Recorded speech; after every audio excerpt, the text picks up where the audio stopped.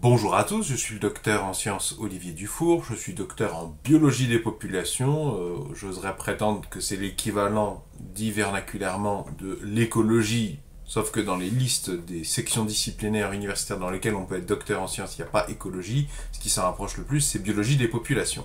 Comme d'habitude, vous trouverez mes publications et mon profil dans la description sous les vidéos par transparence par rapport à vous et si vous souhaitez consulter en détail ma biographie entre guillemets. Alors, je suis absolument pas végétarien ni végétalien.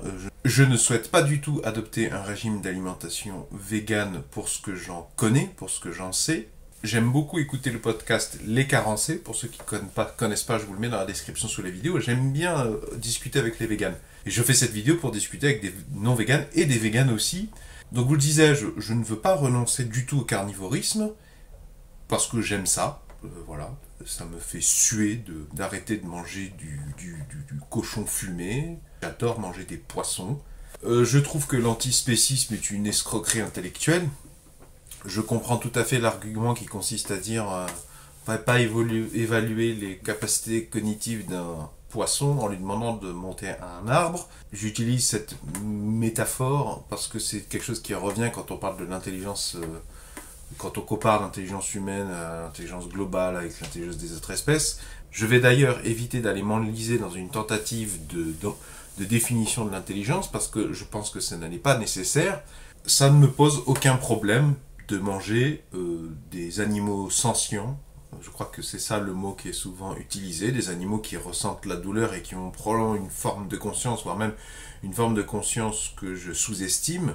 Ça ne me pose pas problème parce que je les mange dans des quantités qui me sont nécessaires et puis parce que je mets ma vie en tant qu'humain au-dessus de la vie de la plupart des animaux par égoïsme assumé et puis aussi parce que je crois dans le spécisme. Je vais critiquer l'antispécisme parce que j'estime que je suis bien plus à même de trouver des remèdes, des solutions techniques ou des remèdes médicaux à des problèmes, à des maladies, à des souffrances que rencontrent les humains et les animaux. Je suis bien plus à même de produire, d'œuvrer dans l'intérêt des animaux et des humains que les animaux eux-mêmes. C'est-à-dire que je pense que si on attend que les oiseaux, les reptiles, les micro-mammifères évoluent jusqu'à créer des sociétés, des laboratoires de recherche pour eux-mêmes étudier leurs propres maladies et trouver des remèdes, on n'est pas fini.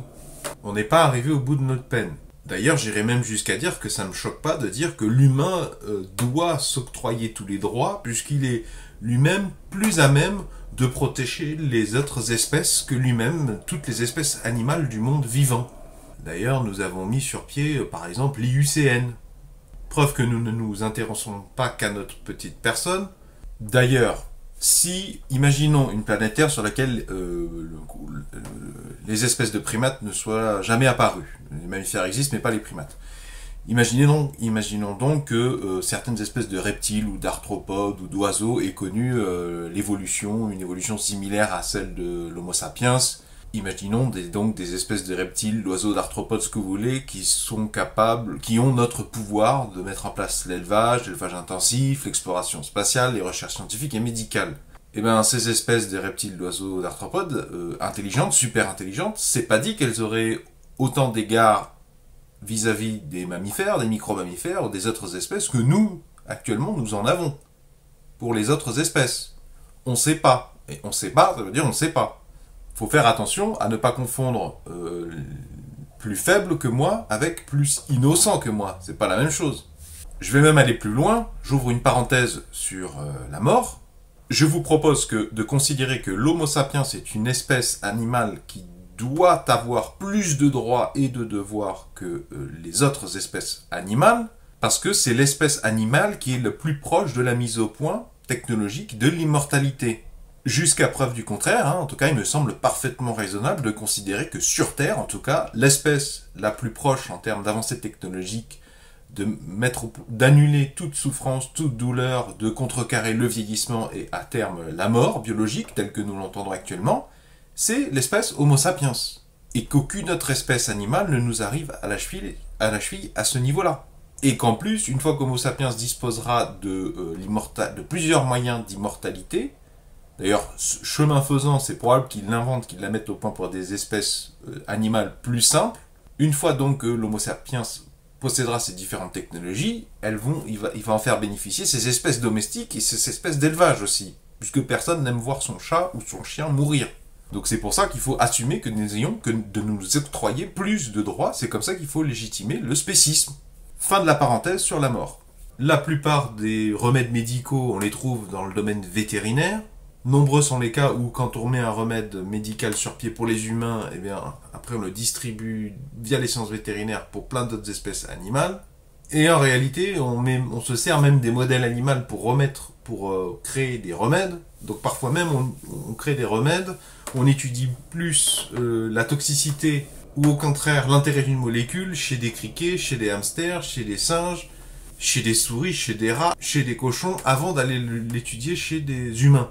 Et il faut bien distinguer, je trouve que c'est pas très bien fait chez les véganes, pas tout le temps, il faut bien distinguer l'intérêt de l'individu animal, d'un animal pioché, et l'intérêt de son espèce, c'est pas la même chose. Ce qui peut être bon pour l'espèce peut être très mauvais pour l'individu et réciproquement.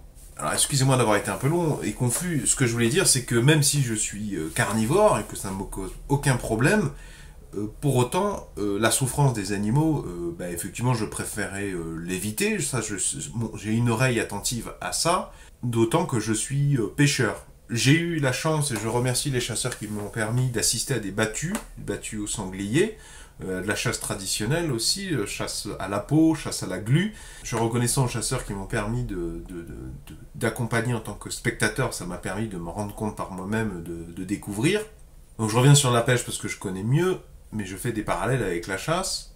Quand je pêchais, effectivement, la question de la mise à mort, oui, c'est de plus en plus problématique. Effectivement, parce que déjà, c'est dans l'intérêt du consommateur, c'est dans l'intérêt du prédateur, c'est dans l'intérêt du pêcheur de mettre à mort le poisson le plus rapidement, pour pas qu'il stresse, pour pas qu'il déclenche des processus hormonaux qui peuvent gâter le goût de la chair.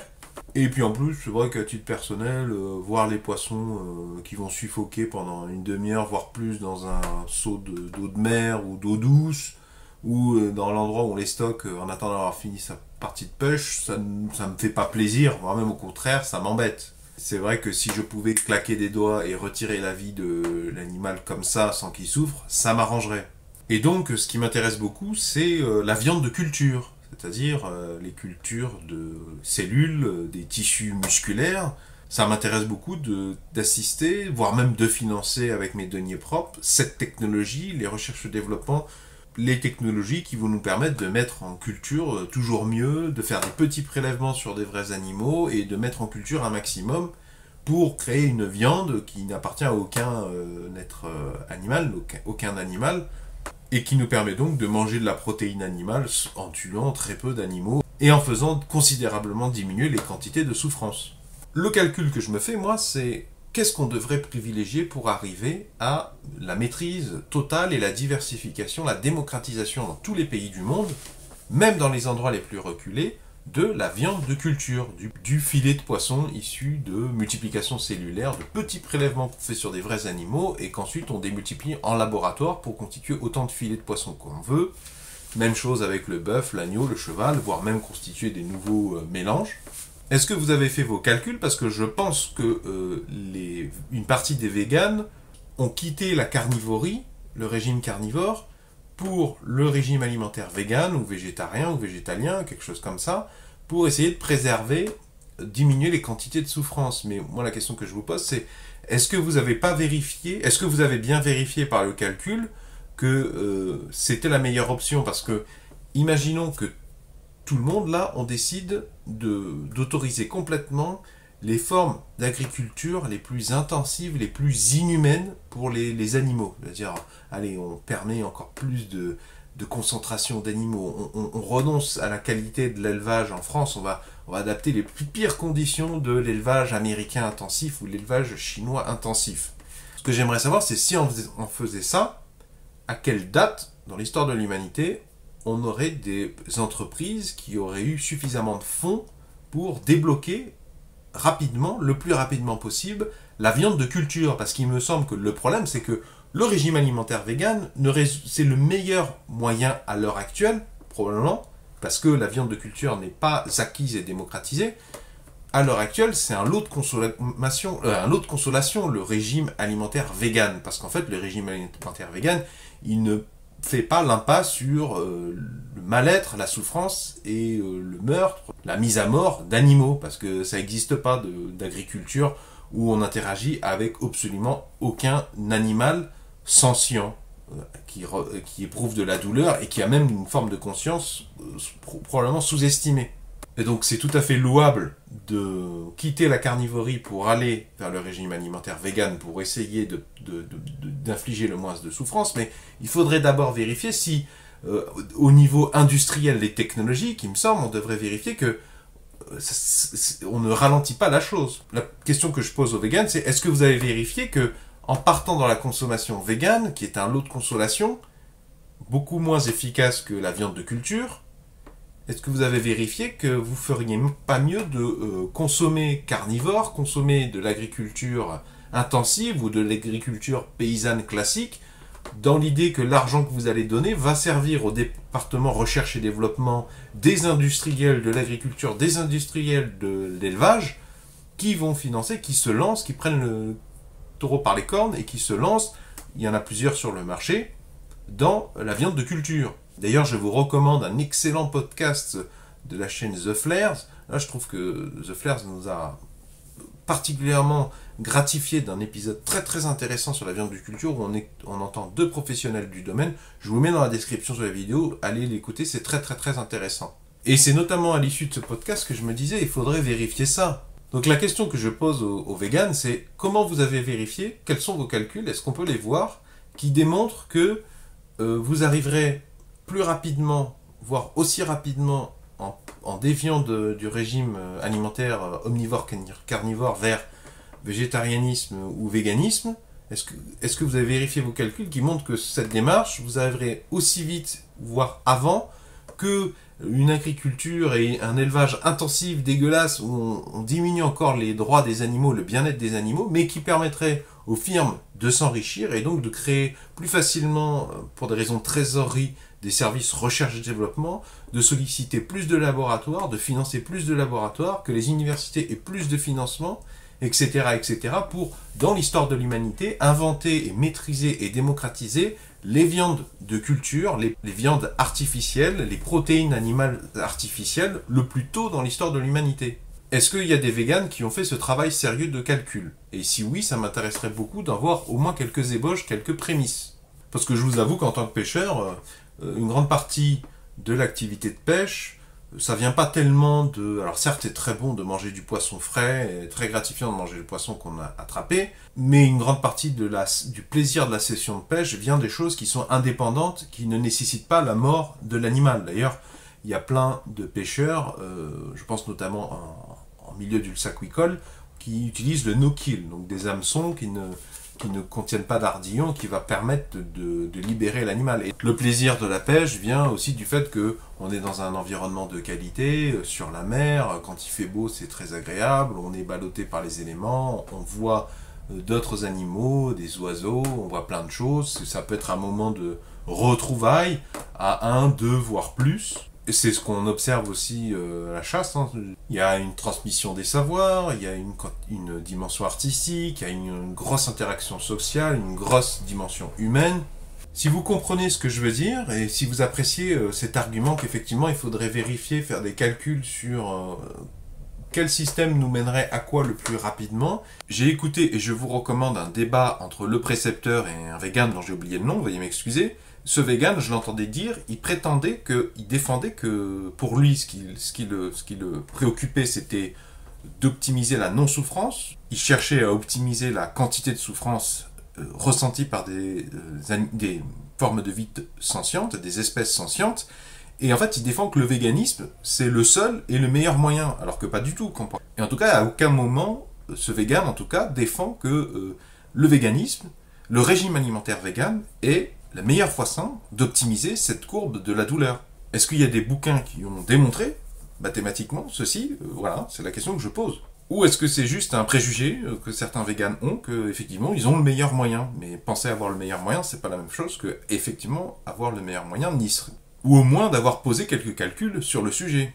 Parce que même si on devenait tous véganes, on continuera à faire souffrir des animaux sentients, et que, à l'inverse, si on fait souffrir un maximum les espèces animales élevées maintenant, si ça nous permet d'inventer le plus tôt possible la viande de culture, et bien de toute façon on pourra diviser la souffrance ressentie par tous ces animaux sentients jusqu'à date de l'invention de la viande de culture, on va le diviser par toutes les formes de vie, le nombre d'êtres vivants qui vont naître après ça, ou ne pas être tués, toute la souffrance épargnée. Donc si plus le temps va s'écouler, plus la quantité de souffrance répandue entre maintenant et la démocratisation de la viande de culture va tendre vers zéro en fait. Si vous comprenez ce que je viens de dire, si vous appréciez ces arguments, pouvez-vous mettre un pouce vers le haut, s'il vous plaît, pouvez-vous mettre un j'aime afin de me faire savoir. Si vous aimez discuter de science et d'écologie, je vous invite à vous abonner à cette chaîne YouTube. Vont s'afficher à cet effet un rond et un rectangle. Le rond, vous cliquez dessus, ça vous abonne gratuitement à cette chaîne YouTube. Et le rectangle, c'est la série de tous mes épisodes dans l'ordre chronologique.